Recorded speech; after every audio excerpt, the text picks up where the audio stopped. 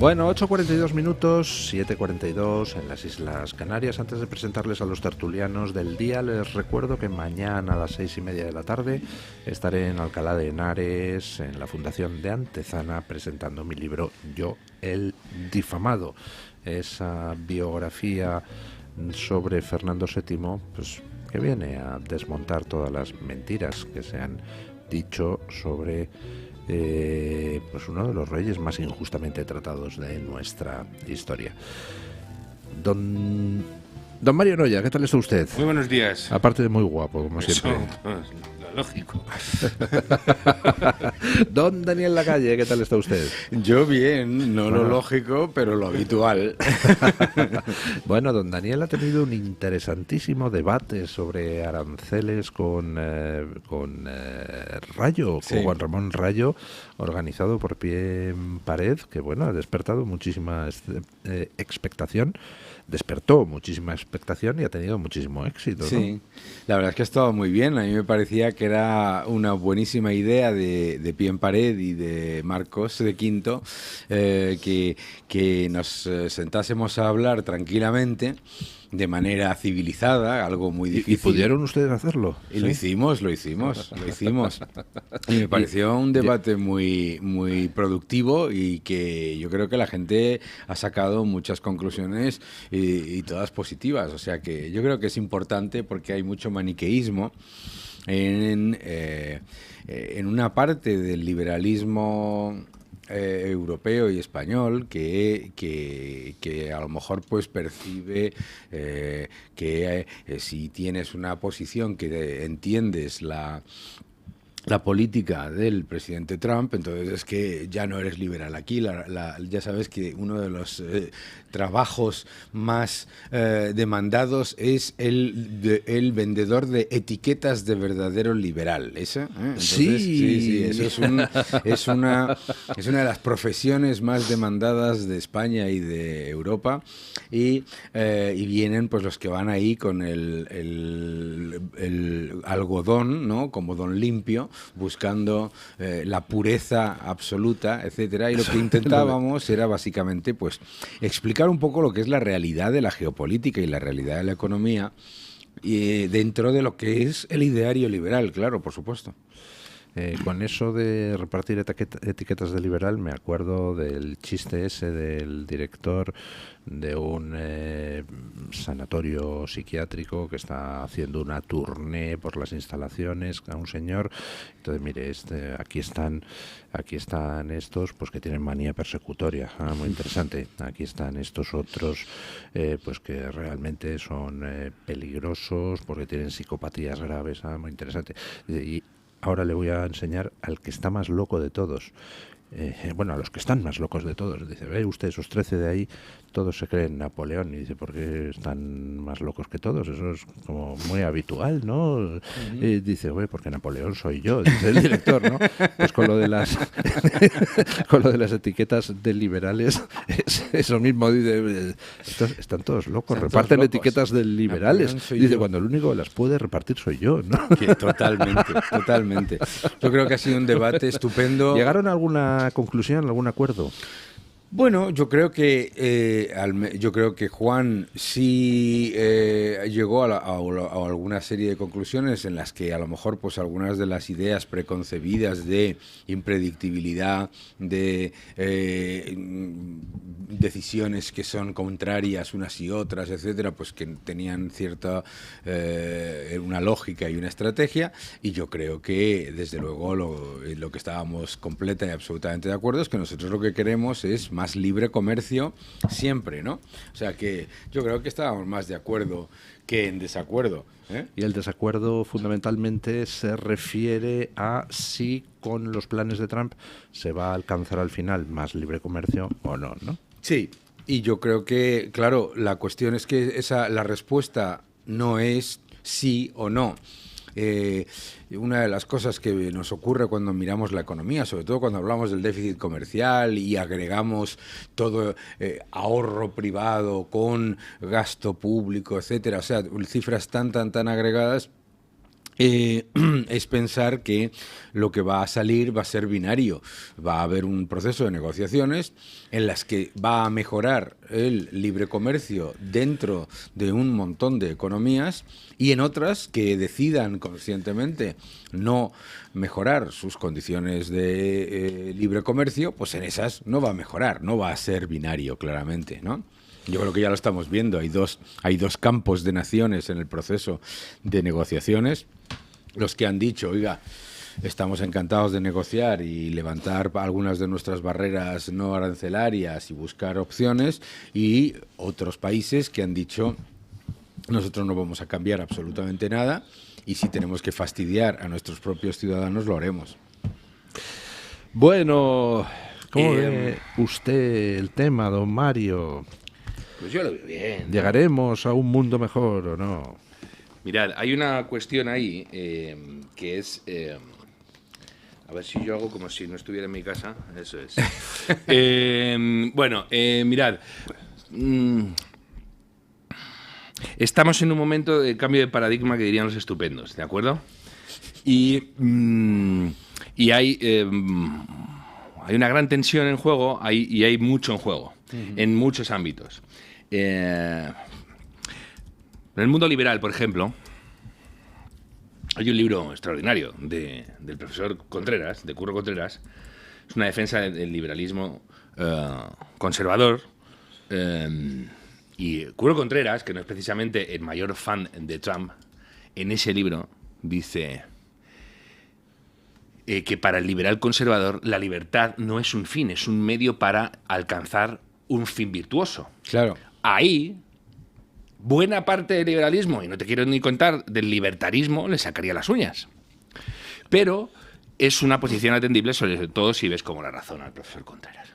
Aquí va a pasar lo mismo, con el comercio. De repente llega alguien y dice, bueno, vamos a ver, ¿comerciar para qué? ¿Comerciar por comerciar? Hay gente que tiene visión estratégica o que tiene visión geoestratégica, sobre todo si estás al frente de una gran potencia que es la que está dirigiendo el mundo y la que es eso, es el gran hegemón de estos momentos, ¿no? Entonces, de repente, en Estados Unidos puede haber gente que diga, oye, ¿y esto de comerciar más, para qué? ¿Esto va a resultar en una pérdida de poder duro por parte de Estados Unidos? ¿Va a entrañar una debilidad? ¿Va a generar una interdependencia que a lo mejor no nos aporta tantos beneficios como a otros? Y de repente uno va y para. Es decir, hay gente que tiene unas visiones finalistas que no tienen por qué tener el resto. Hay gente que te dice, claro, no, las sociedades no tienen por qué tener objetivos, que comercien y que se desarrollen. Y hay otros que no, y de repente van y paran el balón. Un grande del liberalismo, el profesor Bastos. Miguel Anxo Bastos, interesantísimo. Miguel Anxo Bastos tiene una frase que hace cortocircuitar a mucho liberal de primeras, que dice, el consumismo es anticapitalista. Claro, es cierto. Hay gente que hace así y dice, ¿cómo? ¿Qué ha dicho ese? Toda la razón. ¿Cómo va a ser? Si, sobre todo los críticos del capitalismo dicen que lo que nos condena es precisamente que el capitalismo hace que consumamos de más y que consumamos sin sentido, etc. Y te viene el profesor Bastos, repito, el profesor Bastos, que no es, que no es de la liga trampiana de Occidente, dice, oye, que eso no. En Estados Unidos... Bueno, explíqueme la idea de que el consumismo es anticapitalista. ¿En qué se basa el capitalismo? En el ahorro. En el ahorro.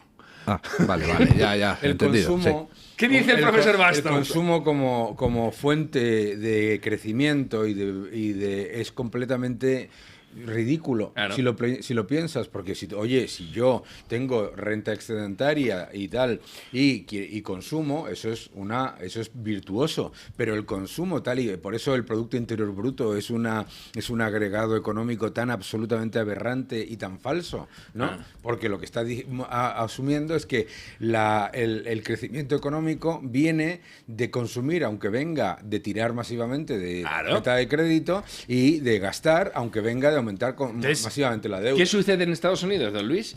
Estados Unidos tiene un problema de modelo de sociedad y modelo capitalista. ¿Por qué? Porque se está basando en que todo el mundo vive empuradísimo. Vive todo el mundo a crédito en Estados Unidos. Y encima, en un país que tiene un déficit apabullante y que no tiene manera europea de controlar su moneda y de meter en cintura el gasto, etc.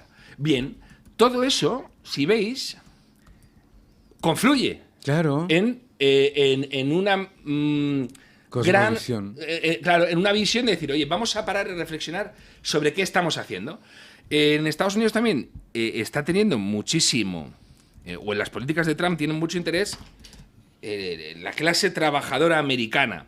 El discurso de defensa de la clase trabajadora americana no tiene los tintes populistas europeos o argentinos, es decir, no es peronista, es todo lo contrario. Entonces, de repente, estos tipos dicen, oye, nuestras clases medias o están estancadas, o están retrocediendo, Sí. o están perdiendo calidad de vida, y entonces de repente paran. Fijaos que otra gran medida que ha provocado shock en buena parte de Occidente, o sea, del mundo, preside ahora mismo Estados Unidos, la migratoria.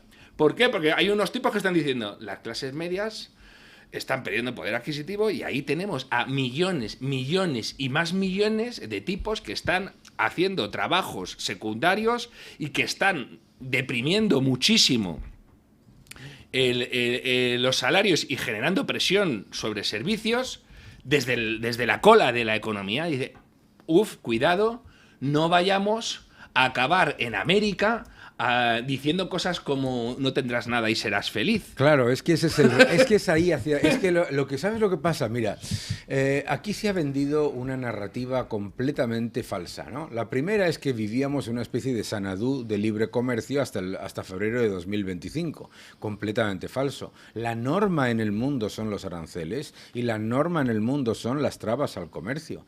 La visión teórica de algunos buenos amigos que dice que el déficit comercial de Estados Unidos es simplemente por la decisión de comerciar libremente entre empresas espontáneamente. Eso no es cierto.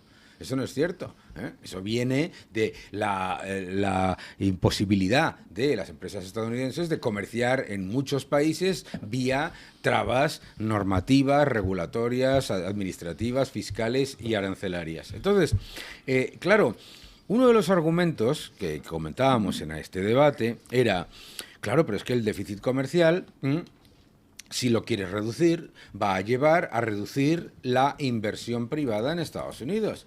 Claro, ese es el problema de los agregados. ¿Dónde se ha ido la inmensa mayoría de la inversión privada en las últimas décadas de inflacionismo, particularmente después de 2009 con Obama?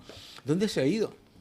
A que se compre una empresa en vez de por 9 veces EBITDA, por 50 veces EBITDA. ¿Eso en qué le ha mejorado la vida a la clase media, al trabajador, a los ciudadanos estadounidenses? En nada. Segundo, ese quid pro quo de yo consumo, tú produces, porque tú produces más barato y me vendes productos más baratos, se acabó hace muchos años. Hace muchos años que Estados Unidos no está recibiendo productos más baratos y más abundantes por parte de los exportadores. Lo comentaste en el debate con Rayo, precisamente. Por cierto, y hay otra cuestión que no deja de sorprender a mucha gente, ¿no? Entonces, de repente te dicen, con buena ley, bueno, ¿y para qué necesita producir Estados Unidos? Tú dices, un momento, a ver, claro, que no estamos hablando de Singapur. Singapur puede convertirse en una hiperpotencia porque es así, muy pequeñita, vive mucha gente y vive del sector servicios, no hacen otra cosa. No puedes ser una potencia y de un tamaño continental y con 400 millones de habitantes. Así que, y luego, sobre todo, Daniel, que hemos pasado, no sé si hemos visto lo que ha pasado con la pandemia, cuando tu producción eso es. depende de tu rival estratégico por antonomasia. Claro. Entonces, y ojo, porque resulta que también tenemos un concepto como muy parado en el tiempo de lo que es la producción. Claro. Entonces, ¿tú te crees que producir es...? Y además hace la gente el humor, ¿no? ¿Qué se van a poner? ¿A hacer zapatillas? Y replican el meme este que han sacado los chinos de los gordos Buenísimo. americanos con hamburguesas intentando hacer zapatillas. Hombre, dejemos de hacer bromas. Estados Unidos ha pasado de ser el gran productor de paneles solares a no producir paneles solares. Y ha pasado de producir los teléfonos móviles, que son la esencia de la vida hoy en día, a no producir. Y ha pasado de ser... Oh, Estados Unidos. ¿Qué es Estados Unidos? La patria del gran invento de la humanidad. Escucha, Almeida, ¿cuál es el gran invento de la humanidad? El coche. Claro. ¿Y el plástico? Y el plástico. Bueno, fijaos, Estados Unidos ya tiene más de la mitad de los coches que no se ensamblan allí. Entonces, de repente dicen, un momento, que no es que estemos dejando de hacer camisetas y gorras, es que estamos dejando de hacer todo. Y tenemos la cadena de producción absolutamente fuera de nuestro control. Y una cosa, Mario, es que esto es muy importante que la gente lo entienda. Porque, claro, el argumentario de buenos amigos es, bueno, si están haciendo los coches en otros lugares es porque es más barato, más económico, etc. Es que no es cierto. Es que la producción de coches en Alemania es muchísimo más cara que la producción de coches en Estados Unidos. Es que la producción de coches, es que hay un coche en España que se llama el Ford no me acuerdo qué, ¿vale? Que se exporta masivamente a Estados Unidos a pesar de que tenemos costes laborales que son un 45% más altos, costes regulatorios, fiscales, etcétera, mucho más altos. Entonces, es entender simplemente que hay que equilibrar la balanza. Y claro, la idea de, bueno, si tienes un enorme superávit comercial, un enorme déficit comercial, pues entonces no tengas déficit fiscal y todo va a ir bien. Esto es muy típico de la teoría. ¿Sabes lo que pasa? Que eso es lo mismo que si yo te digo, Mario, que tengas, ten el brazo derecho como si fuese Schwarzenegger y el brazo izquierdo delgado. No, esto es un desastre. Claro. Peor todavía. No, ten unas piernas como si fueses Hulk Hogan y unos brazos como si fueses Pee Wee Herman. No, hombre, ¿no? ¿Te acuerdas de Pee Wee Herman? No sé quién es Pee Wee Herman. Un clásico, hombre. Es que vosotros sois muy jóvenes. Y luego, por cierto, y hay otra cosa que conviene también poner en el foco, y es que hay mucha gente que dice, bueno... Un momento, ha dicho la palabra clave, foco. Pausa publicitaria y le devuelvo la palabra. Don Eric Gutiérrez. Don Luis. Que tenemos un anuncio que hacer. Tenemos dos anuncios que hacer. ¿Ah, sí? El primero de ellos, los desayunos en libertad, que muchos oyentes ya lo sabrán, pero todavía tenemos plazas, don Luis. Son el próximo martes 29 de mayo a las 10 de la mañana. Ya saben, si quieren venir, conocer a Luis, de paso, bueno, conocerán al equipo, sí, don Luis siempre lo dice, pero bueno, el equipo es secundario, don Luis. Conocerán a don Luis, principalmente. También al señor Marcos de Quinto, que vendrá ese día a la tertulia y se pasará a saludar a los oyentes. Y también a Infoblogger, que también vendrá ese día a la tertulia, se lo adelanto. Les hago el spoiler de que vendrán esos dos contertulios ese martes 29 de mayo. Y también podrán conocerlo. Podrán venir a que don Luis les firme el libro. También podrán adquirir el suyo y, evidentemente, llevárselo firmado por don Luis. ¿Y dónde pueden apuntarse, don Luis? Porque, como digo, todavía quedan algunas plazas, no muchas, tendrán que apurarse un poquito, pero todavía quedan algunas. Pues pueden llamar al 91 616 24 64, repito, 91 616 24 64 y apuntarse, porque como saben, esta es la segunda edición. Ya hubo una, que yo creo que la gente, don Luis, se fue bastante contenta, y hay que decir que, bueno, esta es la segunda, vamos a hacer más o menos una al mes, pero yo recomiendo que se apunten porque, bueno, siempre viene bien con todo lo que hay últimamente en la actualidad, pues ir viniendo para ir sabiendo cosas nuevas de qué está pasando, de cómo funciona el programa, de los cambios que hay y demás. Y por el otro lado, don Luis, le traigo otro anuncio, que tenemos para este 4 de mayo la lotería del Toro TV de Radio Libertad del Día de la Madre. Ya saben que don Luis no me deja decir el número, eso es una pelea grave que tenemos entre don Luis y yo. Tanto lo siento, cuando usted deje de ser del Barça, a lo mejor le doy un poquito de... Bueno, pues está difícil. Lo siento por los oyentes, pero creo que no van a escuchar nunca el número. ¿Cómo pueden adquirir este número? Porque ya saben que el Toro TV Radio Radio Libertad trae suerte, saben que yo esto lo tengo clarísimo, y por eso les digo dónde se puede adquirir. Se puede adquirir de manera online en la web loteriaelblas.com/Club de Amigos Toro TV. Lo repito, loteriaelblas.com/Club de Amigos Toro TV. Todavía quedan algunos décimos que podrán adquirir, o también pueden acercarse aquí a nuestra sede, calle Modesto La Fuente 42, y aquí se lo venderemos pues encantadísimos, porque ya saben, don Luis, que yo estoy convencido de que cuando la lotería se vende en el Toro TV, en Radio Libertad, toca, don Luis, toca. Muchísimas gracias, don Eric. Le había quitado a usted la palabra, don Mario Noya, pero además creo que para una vez que... Sí, para una vez que habla usted, voy y le quito que la gente no debe ni tener recuerdo de mi tono. ¿Les parece que comentemos un par de noticias peculiares? Porque llegaba ayer noticia de que los servicios británicos pues están alarmados por una red de espionaje chino que resulta que se dedica a poner micrófonos en los bancos de los parques próximos a los ministerios en Londres y próximos al Parlamento para ver qué es lo que hablan allí sus señorías y los funcionarios británicos, pero además se dedican también a recopilar información médica sobre británicos, y aquí en España pues saltaba hace un par de días la noticia de que Policía y Guardia Civil están alarmados por el hecho de que, denuncian que las escuchas judiciales resulta que se almacenan en servidores de Huawei. Claro, pues no sé, información comprometedora en manos de una empresa que pertenece a un país que está dirigido por el Partido Comunista Chino, pues no sé yo si es la estrategia más inteligente, ¿no? A mí me llama mucho la atención cómo de repente, pues una realidad que estaba ahí y que algunos hemos hablado de ella, pero vamos, éramos cuatro gatos, que es la infiltración china en Occidente, pues resulta que ahora está siendo noticia en todas partes. Lo que tiene el que cambie el propietario de la Casa Blanca, ¿verdad? Cosas que antes no se podían hablar, pues ahora parece que sí se pueden hablar. La verdad es que resulta peculiar y preocupante hasta qué punto se ha metido China hasta la cocina en Occidente, ¿no? Y preocupa la fatal arrogancia e ignorancia de tantas instituciones y organismos públicos, gobiernos, etcétera, que ante lo que era una evidencia, que es el riesgo de robo de propiedad intelectual, de espionaje, de utilización de cualquier tipo de tecnología para controlar y buscar información privilegiada, etcétera. Que ante eso, tantísimos gobiernos dijesen, ¿sabes lo que pasa? Que es que conmigo no va a pasar. Tratamos en esta Europa de museo, de baratija, con todos mis respetos, tratamos a los americanos siempre como si fuesen tontos.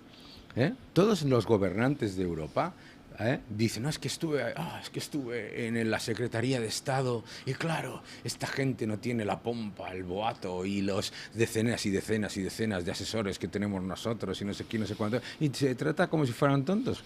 Y entonces resulta que un día te despiertas y nos hemos dado cuenta de que España ha aumentado un 23% las compras a China en lo que va de año.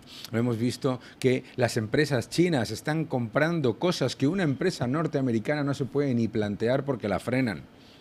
En España, las empresas chinas están y salen los periódicos locales de algunas regiones, la empresa china no sé cuánto hará una grandísima inversión, y dice, y claro, yo me acuerdo que estaba en una comida y dice, ¿y a ustedes no les preocupa esto?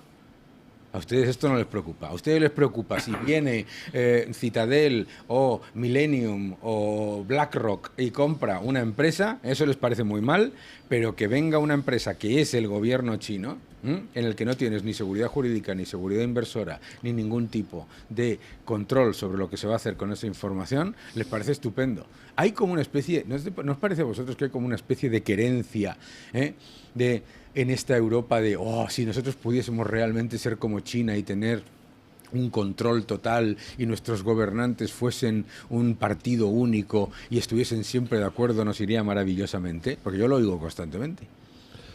Mirad, bueno, es que realmente lo que ha pasado en Occidente es que se metió a China en la Organización Mundial de Comercio, se intentó que China se abriera económicamente al mundo porque decían así China se democratizará. Claro. Y lo que ha sucedido es lo contrario. Las élites occidentales se han ido haciendo cada vez más autoritarias al estilo chino y China sigue siendo igualmente una dictadura, ¿no? De hecho, la economía lo que ha hecho ha sido cerrarse, la de China. Y lo explicaba también en aquel debate, pero hay otro elemento, es no aprender. Porque fíjate que todo el mundo entiende, parece entender ahora, que Occidente cometió, o Alemania, o la Unión Europea, cometió un error haciendo exactamente eso con Rusia.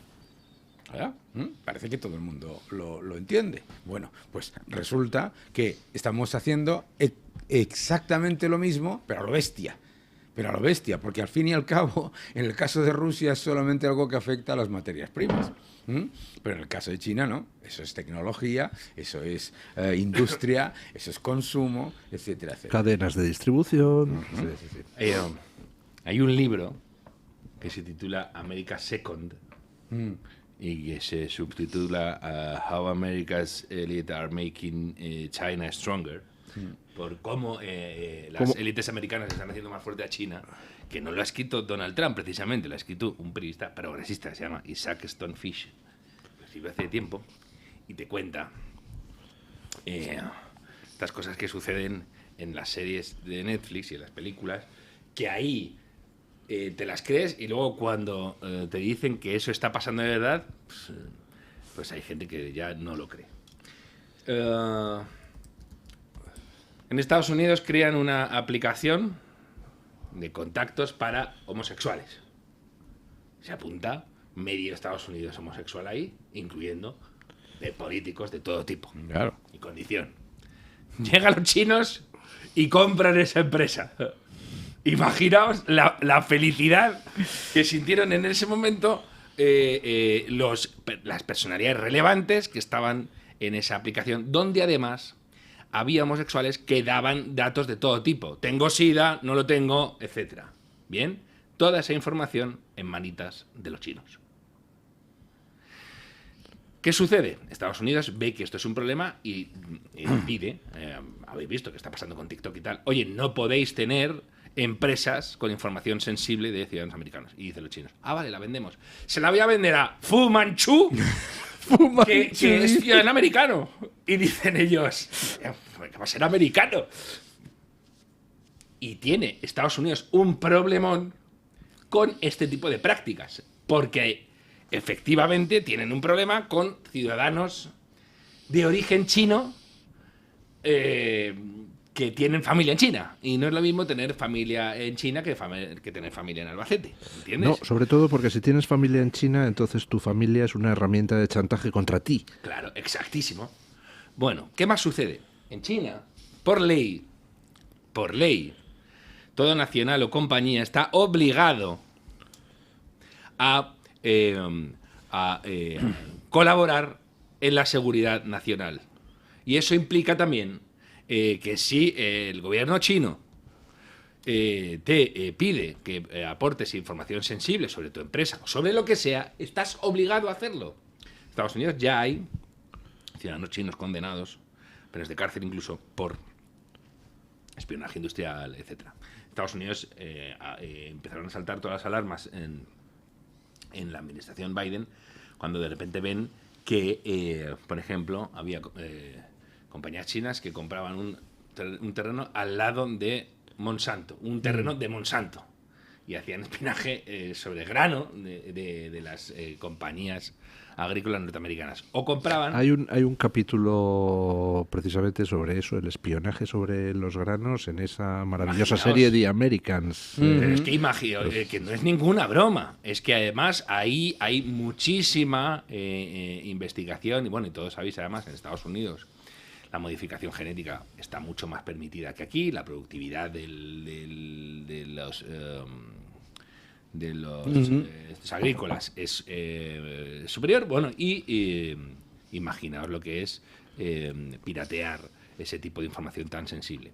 Por no decir que se están comprando también medio, yo qué sé, Dakota está vacía, pero Dakota tiene bases militares de primerísimo nivel, de gran importancia estratégica para Estados Unidos. Y se encuentran con que, de nuevo, una potencia hostil te ha acercado en tu propio país. Acordaos de lo que pasó con el globo aerostático ese que estuvo sobrevolando territorio norteamericano durante un montón de tiempo y nadie lo derribaba y no se sabía qué estaba haciendo, si estaba recopilando información sensible, etcétera. Por ejemplo, ¿sabéis ahora qué mosqueo hay en Estados Unidos? Con las grúas de los puertos. Claro. Las grúas chinas de los puertos. Porque no saben si tienen mecanismos de... Bueno, imaginaos, es decir, creen que las grúas tienen aparatos que les permiten hacer escaneos de todo lo que hay por debajo de ellas. Producción, movimientos, etcétera. ¿De acuerdo? Todo esto,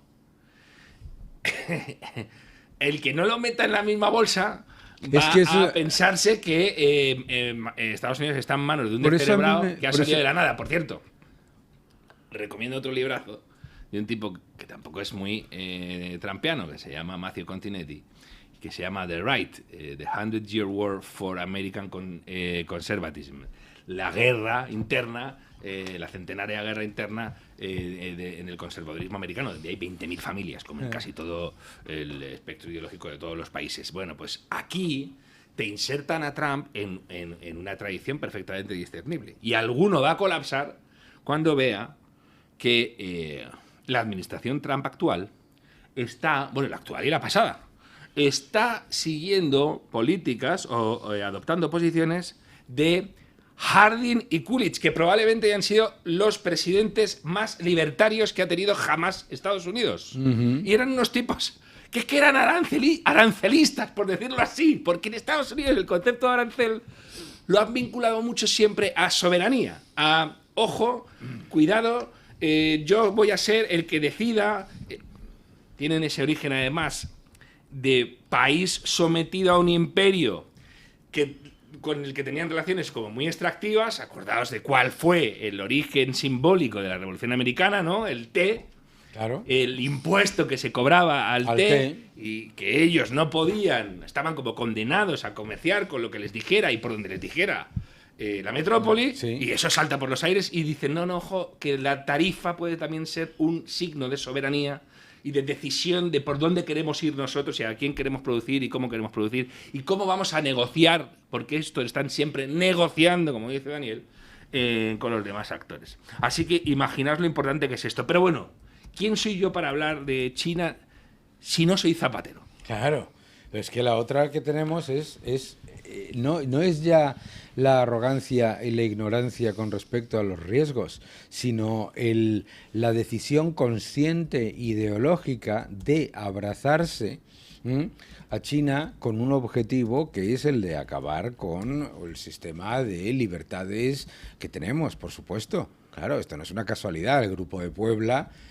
Bueno. Claro, el Grupo de Puebla de la gigantesca oportunidad de tener algo con lo que no se podía ni imaginar, que era lo siguiente. ¿Cuál era el talón de Aquiles histórico del socialismo depredador?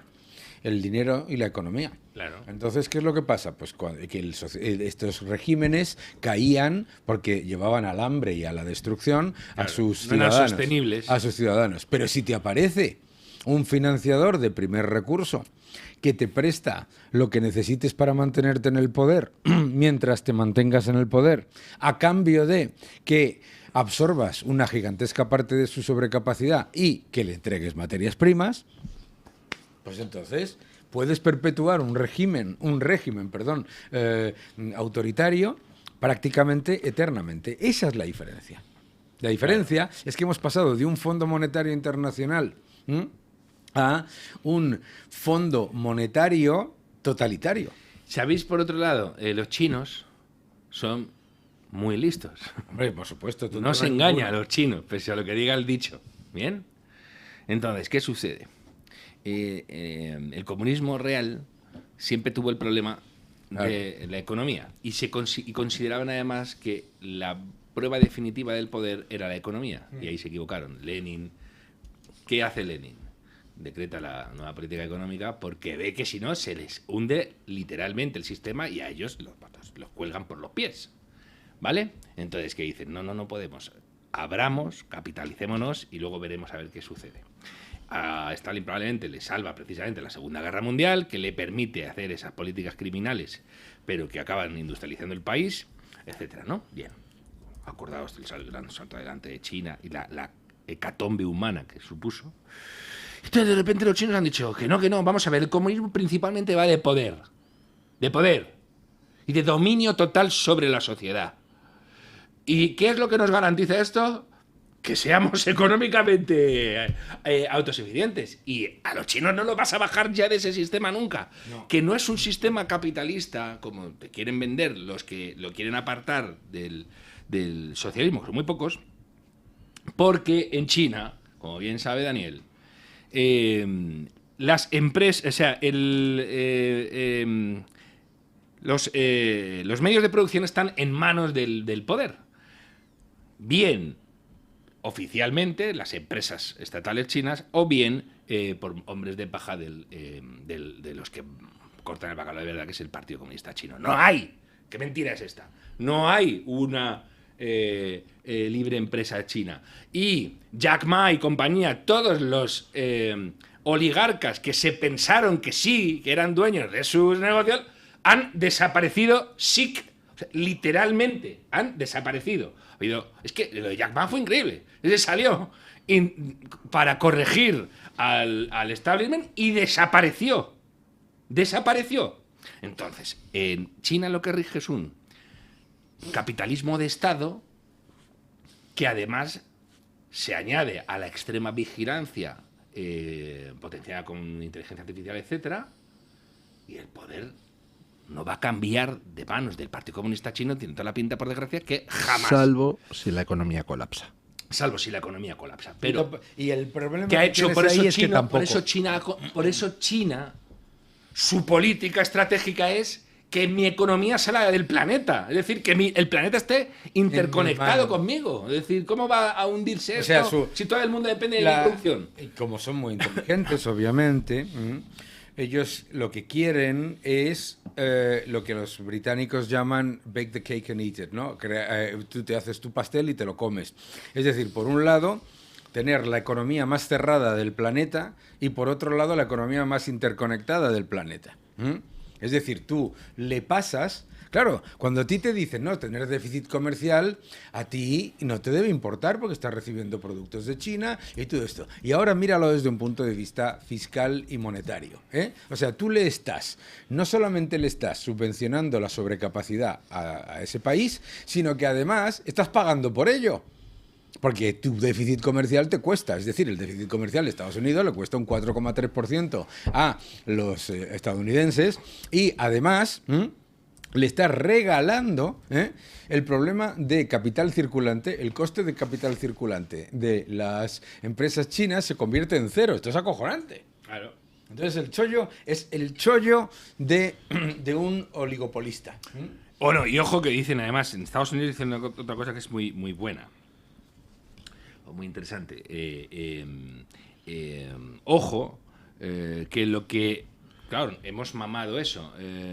Lo que nosotros consideramos lógico, este sistema en el que nos hemos movido, ha sido excepcional históricamente. Entonces, lo que ha dicho Daniel, tú estás en una relación deficitaria,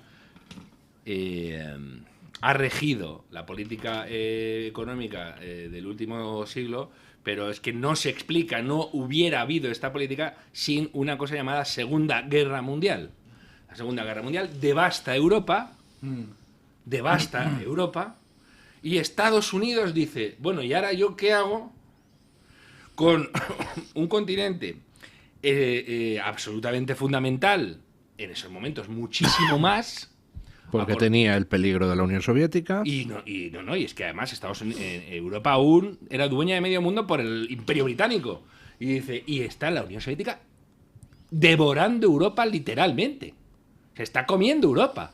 Y entonces dicen, bueno, pues vamos a hacer unas políticas que nos hagan ser deficitarios con esta gente, que son aliados. Y la decisión fue geopolítica, fue geoestratégica, no fue económica. Fue, bueno, hagamos que para nuestros productores esto sea un poquito así, pero como nosotros estamos tan fuertes no pasa nada y además estamos haciendo crecer a los nuestros que corren el riesgo, serio riesgo de no ser los nuestros. A la gente se le olvida o quizá no lo sepa porque es joven o porque no se estudia demasiado esto en los libros de historia, que la amenaza comunista no fue solo a lo que nosotros acabamos conociendo como la Europa comunista, que se acababa en Polonia, en Hungría, etc. Italia estuvo a un tris de caer en manos comunistas, por no decir de la potencia formidable que tenía el Partido Comunista de Francia, y que media Alemania, donde además estaban buena parte de la industria pesada, era comunista. Entonces llegan los americanos y dicen, ojo que nos comen. Y hacen una política que dicen, enriquezcamos a estos y da igual, a base de que a nosotros pues, salgamos perjudicados porque no estamos saliendo perjudicados en términos reales ahora. ¿Qué sucede? Que Europa creció muy fuerte y que el tablero se ha empezado a descompensar y en Estados Unidos dicen, ojo, que esto ya no rige. Y para colmo, entra en la ecuación ahora que desde Estados Unidos, porque el error calamitoso ha sido Estados Unidos, se trató a China como lo que no es, un aliado fiable que puede formar parte del consenso de las naciones libres, democráticas y tal. Y te has puesto en manos del enemigo, cosa que jamás, de los jamases, hizo ni Reagan, ni Kennedy, ni nadie que se parezca, porque todo esto no has entregado Estados Unidos a China, ni a la Unión Soviética. Antes ha hecho usted referencia a cómo China está alarmando a Estados Unidos porque resulta que ha ido comprando cantidades enormes de terreno, muchas de ellas situadas cerca de bases militares y demás. Me he acordado de una noticia del año 2013, cuando China compró de golpe el 5% de la superficie de Ucrania. Sí, que ese es un dato que lo teníamos ahí olvidado, que es como si China llega aquí a España y dice, me compro toda Cataluña de un plumazo, ¿no?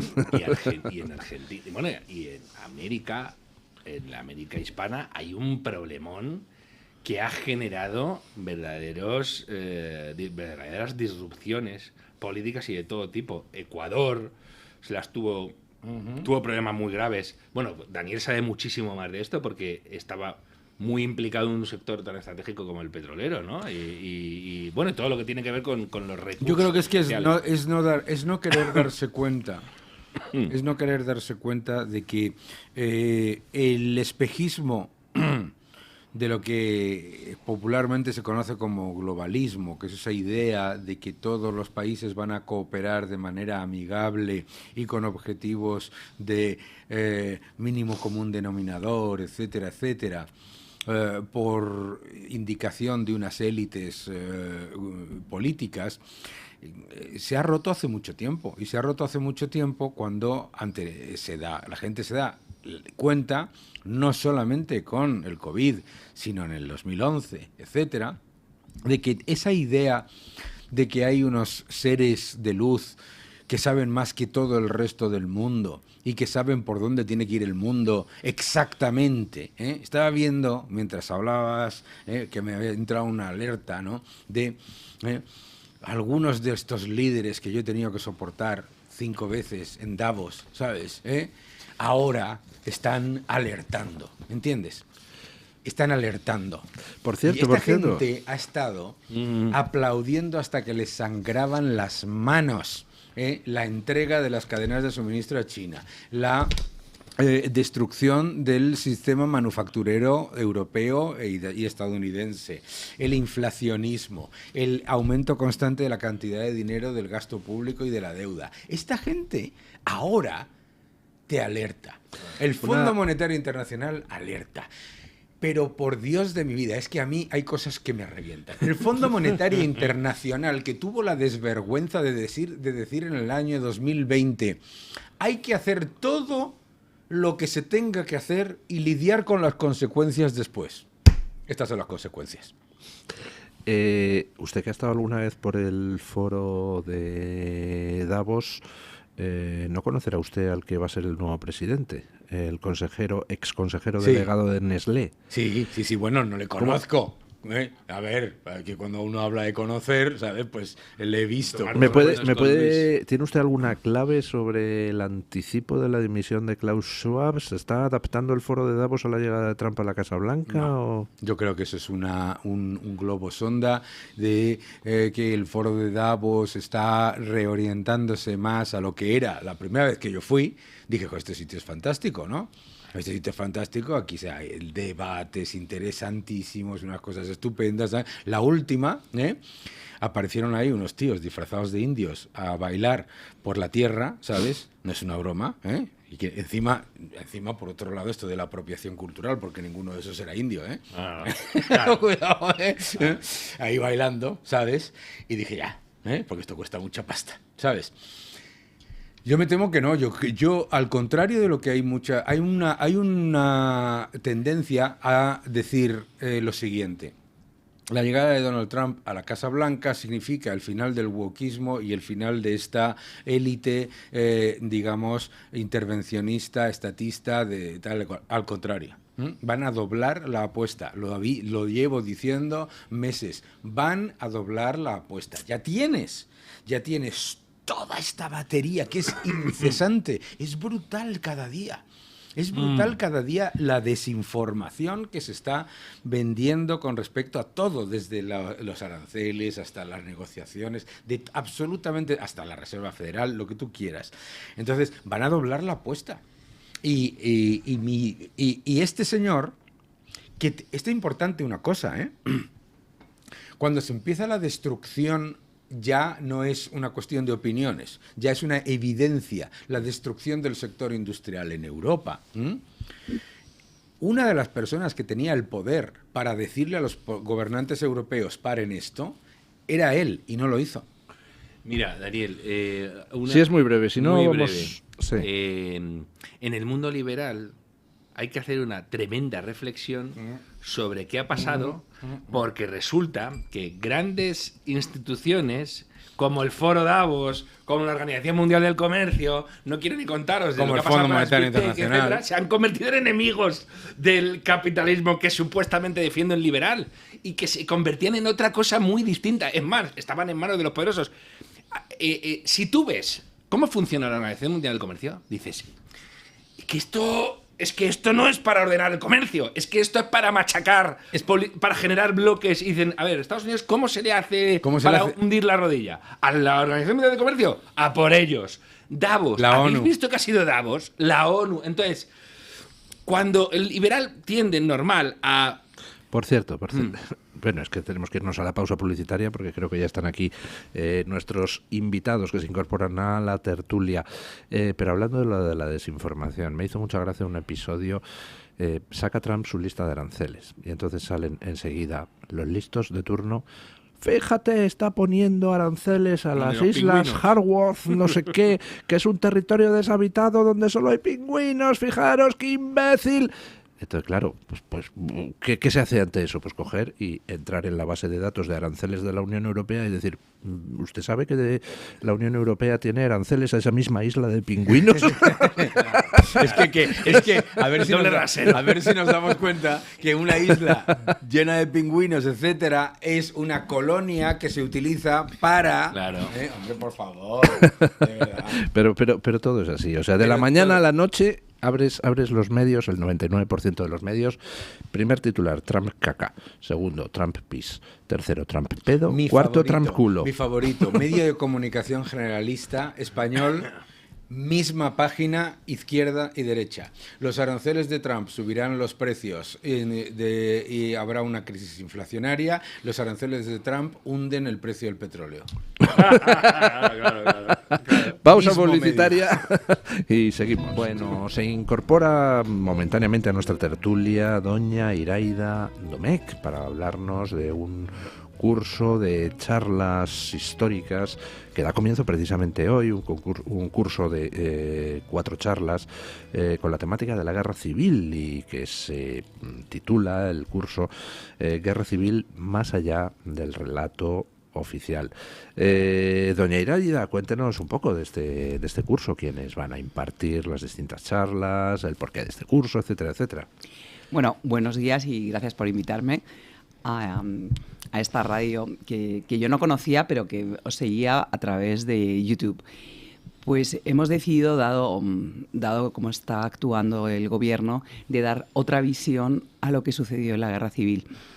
Por nuestra edad, yo creo que todos en la mesa estamos, nuestros abuelos participaron en la Guerra Civil, pero en mi casa nunca se habló de la Guerra Civil.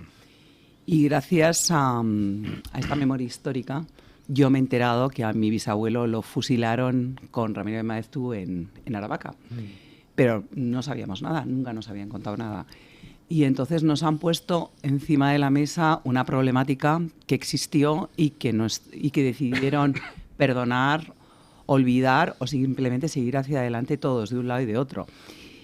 Y entonces hemos empezado a escuchar una serie de historias un poco radicales y hemos decidido llamar a una serie de amigos, historiadores, para que nos den otra visión que normalmente no coincide con la gubernamental. Y entonces, gracias a Dios, dentro de nuestros amigos tenemos una gente estupenda.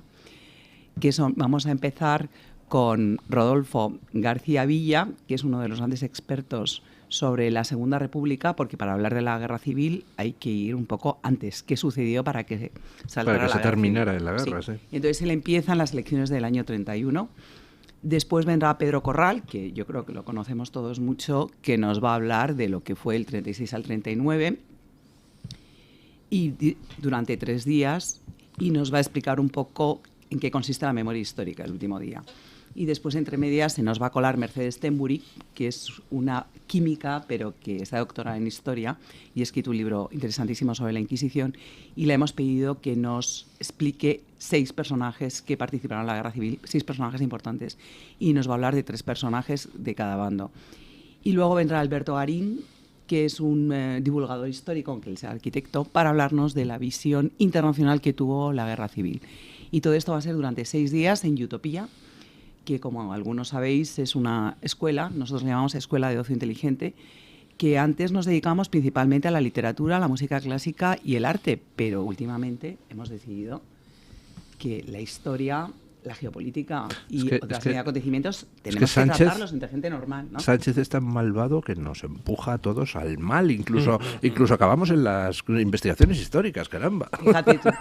Pero hay una cosa muy interesante, que es que hay un nuevo movimiento, al menos en Madrid, que la gente de una generación que se está prejubilando o jubilados han decidido empezar a estudiar lo que nunca pudieron. Y entonces nuestro centro, por ejemplo, hay muchísima afluencia de personas que han tenido una vida profesional interesante o no han tenido vida profesional, pero ya tienen aparcado a los hijos y todo. Y entonces dicen, es que siempre quise estudiar historia, pero nunca pude y ahora quiero hacerlo. Pero quiero hacerlo de una forma mucho más tranquila. No quiero meterme en la universidad de mayores, porque tampoco quiero ir todos los días, tampoco tengo tanto tiempo. Y entonces hemos tenido bastante buena acogida con el curso de la Guerra Civil. Pero bueno, estamos ahora mismo con una geopolítica que salimos todos en silencio después de que el profesor nos explique lo que está pasando en este mundo. O sea, que hemos girado un poquito del arte hacia lo actual, ¿no? Yo creo. Han pasado ustedes de las musas al teatro. Más o menos. Visto. Sí. Bueno, Utopía, pues esta escuela de ocio inteligente, es quien lo organiza. ¿Y dónde puede ir la gente? ¿O es online? ¿O es presencial y online? ¿O cómo? Pues mira, estamos aquí al lado, en Chamberí. Estamos en la calle Garcilaso, que es una de las bocacalles de Olavide.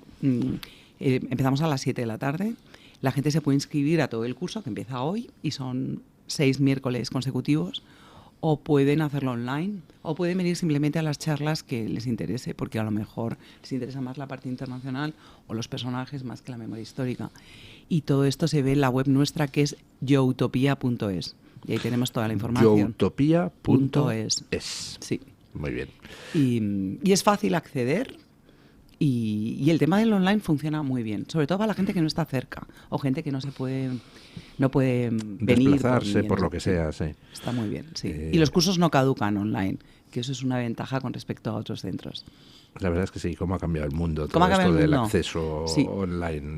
Pero se nos puede escuchar en este programa a cualquier hora del día. Sí. Es que no nos damos cuenta, pero ahora podemos elegir nuestros horarios. Y yo, por ejemplo, cuando viajo en coche, en lugar de escuchar la radio o la música, antes escuchaba música, pero ahora os escucho a vosotros.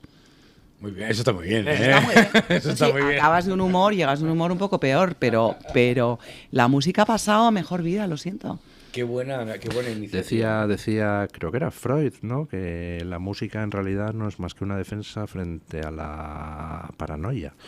Entonces, bueno, pues hemos decidido derribar todas las defensas. Ya, ¿en qué momento estamos viviendo, eh? Efectivamente. Sí. Bueno, pues doña Iraida, nada, felicidades por la iniciativa. Repetimos, youtopia.es.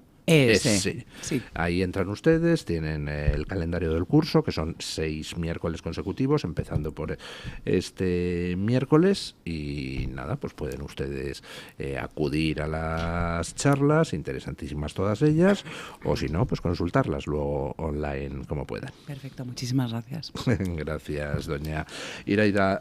Bueno, no sé si se quiere usted quedar al resto de la tertulia, y vamos a hablar ahora sobre el Papa Francisco, esas cosas. Si le apetece a usted opinar, la dejo, y si no, pues la despido. ¿Puedo opinar? Claro que puede. ¿Puedo opinar? ¡Qué horror! Claro que puede. Por supuesto que puede. No, lo que quiero opinar, ¿por qué no va nuestro presidente al funeral?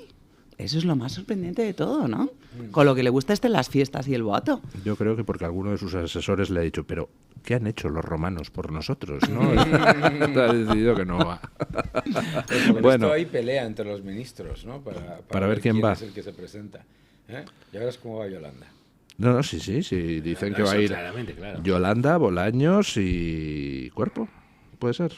No, Yolanda, Bolaños y Montero van, y Feijóo, que le ha cedido su puesto Pedro Sánchez. Así que... ¿Va Feijóo porque le han cedido el puesto? Sí. Claro, si el presidente del gobierno no va, le cede el puesto, ¿no? Sí. Increíble. ¿Y si fuera el presidente del gobierno, no iría el jefe de la oposición? El jefe de la oposición, no estoy seguro yo de que... Es que no va dentro como parte de la delegación española. Por ir puede ir cualquiera y ponerse ahí en una barrera a 2 kilómetros fuera, ¿no? Pero para estar en el meollo de las cosas solo caben las delegaciones oficiales, ¿no? Entonces, bueno... Vaya cosa. Bueno, la dejo a usted que se vaya, doña Iraida. Muchas gracias. Gracias a vosotros. Enhorabuena por la iniciativa. Para no ponerla en un compromiso con nada. Porque aquí decimos unas barbaridades. Utopia.es, no lo olviden ninguno. Esos clubes de verdad son muy interesantes. Sí, hombre. Es más, Es una maravilla, una a veces te iniciativa encuentras, estupenda. He visto que hay gente que va a... ¿Sabéis? Hay una anécdota muy buena de Valle Inclán. Valle Inclán, que era un demonio. Y le llevaron a un club de señoras y para empezar, esto será un chascarrillo de Luis del Pino, ¿no? Dijo, bueno, discúlpenme si bueno, Valle Inclán tenía para hablar sus cosas y decía, es que no estoy muy acostumbrado a hablar a tontas y a locas, ¿no? Pero el problema es que pasa que hay mucho conferenciante que va a clubes creyendo que puedes soltar cualquier estupidez y que ahí hay 4 jubilados que no se enteran de nada y que van a aplaudir. ¡Ojo! No. Que alguno se lleva una sorpresa. Sí, porque resulta que es gente, por lo general, Súper que bien. tiene bastante curiosidad y que han vivido una vida profesional una vida profesional pletórica en muchos casos. Así que ten cuidado, amigo conferencista sablista, si te crees que puedes ir a que te paguen una cena y a quedar bien y tal, porque lo mismo te ponen en un aprieto. Y no les importa nada ponerte en un aprieto. Es más, van y dicen, uy, mira, pues Esto que yo está creía usted que diciendo es chico- una tontería. Claro, bueno, hay un problema, ¿no? Lo sabemos todos los que vivimos de la comunicación y el periodismo, ¿no? Hay gente que te puede venerar. Joder, mira Mario Noya, qué cosas dice. Fíjate cuánto lee y tal. Como de repente entres en su tema y tú no sepas o te hayas documentado de aquella manera, de repente dices, no tiene ni idea de lo que está diciendo.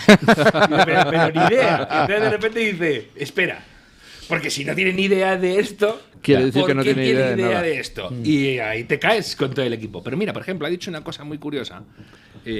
Doña Iraida.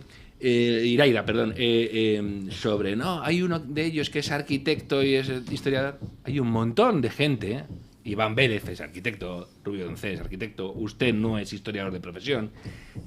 Claro, fijaos, es que es muy importante esto que sucede, porque el conocimiento se tiene que conquistar y porque el título no te da la facultad para. Así que este tipo de clubes, además yo los considero una sociedad con muchos clubes de este tipo. Muy bueno. Es mucho mejor de lo que... Además, con el tema de la historia hay una cosa importante, y es que la labor historiográfica se ha democratizado gracias a la tecnología. Claro. Es decir, antiguamente, pues ¿quién podía hacer labor historiográfica? Quien tenía muchas horas para dedicar a rebuscar en archivos, claro. Irse al culo del mundo a visitar no que sé qué archivo. Hoy en día muchísimo está ya online. Claro. Y muchísimo está digitalizado. Y muchísimo de eso está OCReado, es decir, está pasado el reconocimiento de textos, y todavía queda muchísimo trabajo que hacer, hay mucha información que todavía no está en línea, pero hay muchísima que sí, con lo cual pues resulta que ahora mismo pues un adolescente lleno de granos desde su casa en Albacete puede meterse en los archivos franceses a husmear sobre la historia de no sé qué episodio, ¿no? Puede ir mucho más orientada. Antes que te plantabas en el archivo de Indias y decías que Dios me ampare y que caiga bien al señor que está ahí dentro, y que el señor que está ahí dentro sepa qué quiero yo. Ahora tienes criterios de búsqueda que te permiten discriminar mucho entre toneladas de información, ¿no? Efectivamente. Y bueno, dicho esto, que lo digo, estos clubes son buenos porque hay veces que nos pasamos de opinadores, hay que formarse más y enterarse más, y cuando te vienen expertos de ese tipo, Roberto Villa es un fuera de serie. A Garit lo conozco menos, hoy he coincidido con él en un debate y me parece una persona muy interesante. Pedro Corral, ¿qué vamos a decir de Pedro Corral? Que además tiene entusiasmo puro por el estudio de la historia, y una historia que él considera muy cercana, y además te aproxima a la guerra de una manera que convendría tener muy presente, ¿no? Por ejemplo, mire lo que ha dicho doña Iraida. Sí, pero además no es nada maniqueo en sus planteamientos. Pero mira lo que ha dicho doña Iraida. Yo me enteré de que mi bisabuelo fue fusilado y mi familia nunca me lo contaron y tal. Bueno, yo tenía un abuelo que yo creía que era de un bando y era de otro. Y hasta que un día me dio un pescozón a alguien y era del otro. Y su mujer era de otro bando. Quiere decir ¿Tu que abuela? esas complejidades... No, que en la vida. No, porque se casó, su segunda... Era viudo, su segunda mujer... Era las ideas eran mucho más claras de lo que pensaba. No quiero identificar precisamente para... Ya. No, pero para que se vea la complejidad de lo que se está diciendo. De la vida es que la guerra española. fue así y partió por el eje a tanta gente. Y tanta basura humana que va de... Voy a librar la guerra. No te has puesto. Claro. Si no te has puesto. Claro. Tipo... Si no te has puesto, y encima estás defendiendo las ideas que llevaron a la guerra, miserable. Claro. Estás acusando a los demás. Lo del Frente Popular es un... Oye, fijaos, y vino Franco y nos mató. No. Buscasteis la guerra. Criminales, buscasteis la guerra. Fue por vuestra culpa. Así que pedid perdón, por lo menos. Pedid perdón y luego hablamos. No, ellos no piden perdón, ellos reescriben la historia. Claro. Bueno, don Eric Gutiérrez, hablando de historia, hemos preguntado por ese tema precisamente a los oyentes. Hoy, día del libro. ¿No? Sí, señor. Pues felicidades a todos los Jorges, por cierto. Sí, señor. Y a los aragoneses. Y a los aragoneses, sí. Y a los catalanes también. Es de fiesta en Cataluña. Pasan pipa hoy. Sí. Bueno, hoy preguntamos por libros a nuestros oyentes. Exactamente, don Luis. Hoy les preguntamos concretamente por los libros de historia. Los oyentes han respondido a la pregunta de si han leído algún libro de historia, excluyendo ficción histórica, en el último año. Esta es la típica pregunta que no puedo hacer en nuestros tertulianos, porque a Mario Noya habría que preguntarle: ¿hay algún libro de historia que no se haya leído este año? Ya saben que Mario ha sido lector, seguramente no haya leído ninguno en el último año de historia, en el último día. Habría que preguntarle. Dábamos dos opciones muy fáciles, sí o no. Y ha estado muy reñido, don Luis. El 52% ha votado que sí que ha leído algún libro de historia en el último año, y el 48% restante ha votado que no. Ya sabemos que los tertulianos, pues no seguramente, 100% lo han leído, seguramente don Luis también, no tengo ninguna duda. Y nos han dejado muchos comentarios en redes sociales, concretamente hablando muchos de que o están leyendo o últimamente han leído un libro que don Luis del Pino presenta este 24 de este mes, o sea, mañana, en Alcalá de Henares. Y bueno, pues como digo, que mucha gente ha dicho que lo ha leído, aunque alguno, don Luis, hay algún comentario que dice que ha leído el de don Luis, pero que ha votado que no porque está contado en forma de novela. ¿Qué tiene que tirar de eso? Pero que no es una novela. O sea, está contado en forma de novela, pero es estudio histórico estricto. No ha inventado ni un personaje, no ha inventado ningún hecho, ninguna fecha, ningún lugar, ni siquiera ninguno de los diálogos que aparecen dentro del libro está inventado. Todo está sacado de las fuentes primarias de la época. Exactamente, y además lo ha dejado muchas veces. Bueno, claro, pero Luis. es que ahí hay que tirar de la oreja a la esfera. ¿Por qué? Porque ¿qué pone en la portada? Ah, bueno, pone novela Novela histórica, bueno, ya. Claro, Bueno, no, pero, es que es así. pero bueno, no. Además, yo te digo, no, porque digo que hay que tirar por crítica constructiva. Porque usted no necesita. O sea, yo puedo entender.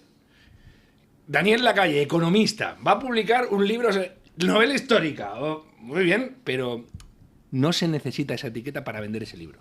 Yo creo. Además, se lo dije en la entrevista. Le dice. O que Bueno. le asisté. Que le asesté. Bueno, pues nada, mitad y mitad. O sea, la mitad ha leído algún libro de historia este año y Sí. la otra mitad no. Le leo, don Luis, si quiere algún comentario más. Nos dice, Sí. por ejemplo, uno de los nicknames más graciosos de nuestros comentarios, el Polloso Roñoso nos dice: estoy leyendo Yo el difamado. Estoy a 12 días del 12 de mayo. Muy interesante y recomendable. Está en un punto clave del libro, uno de los mejores además. Por ejemplo, también nos dice el Pony de von der Leyen. ¿Será el propio Pony de von der Leyen? Bueno, no. Los lobos ya sabemos qué hicieron. Está claro que no es él. Dice: suelo leer a los proscritos, Elvira Roca, Pío Moa, Stanley Payne y el último gran hallazgo, Enrique Navarro, con la revolución más anunciada de la historia. Imprescindible. Esto es como la lista de la gente que ha llorado mucho al Papa Francisco en el último... bueno, que la ha despedido, ¿no? Si está usted en esta lista, quiere decir algo. Pues, don Luis, en esta lista concreta usted no está, pero vamos, seguro que es uno de los proscritos, ¿no? Que nos comenta el Pony de von der Leyen. Por último, leemos el comentario de Marta. Dice: antes solo leía novelas y no me interesaba la historia. Desde hace unos años solo leo historia con contadas excepciones. El culpable del cambio ha sido la izquierda embustera. He leído este comentario porque me representa mucho, don Luis. Es decir, que yo era mucho de leer novelas, pero es que últimamente, como quieren introducir tantas cosas en la mente de uno, al final dice: pero vamos a leer las fuentes primarias y qué dice en el otro lado del relato, porque es que tengo la sensación de que me quieren engañar. Bueno, la verdad es que está habiendo un revival del interés por la historia y también está viendo un revival de los estudios históricos revisando muchas estupideces que se han dicho a lo largo de los años. Tiene muchísima historia, muchísima novela histórica, muchísima disparate histórico. Pero a la gente es curioso, ¿no? Porque a la vez vivimos en una época como que quiere hacer tabla rasa del pasado y a la vez hay como una gran fascinación por la historia. ¿Cuál es el efecto péndulo? Cuando te están intentando vender una historia inventada, la gente busca, como esta persona que nos está escuchando, la gente busca informarse de verdad. Está harta de que le cuenten el pasado reescrito, ¿no? Y en el caso de España es que es una cosa aberrante, ¿no? Fíjate, Daniel, lo que está pasando. Que nos iban a meter a Franco hasta en la sopa este año y han dicho: espera, calla, que van a salir los niños con brazaletes de la falange, como sigamos. Claro, es que Porque están viendo el percal.